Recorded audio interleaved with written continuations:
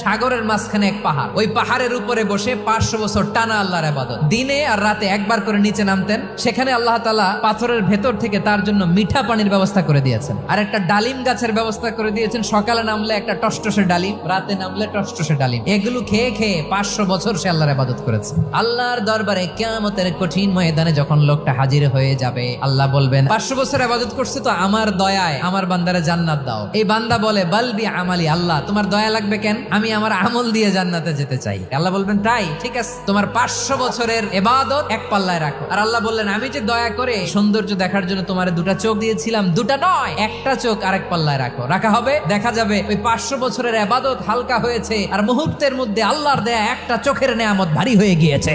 ফলাফল দেখো, হিসাব বলে তুমি এখন জাহান্নামে যাবা, যাও এবার জাহান্নামে যাও। এবার লোকটা কাচুমাচু করে বলে আল্লাহ এবার আমি বুঝতে পেরেছি তোমার দয়া ছাড়া দুনিয়ায় কেউ জান্নাতে যেতে পারবে না।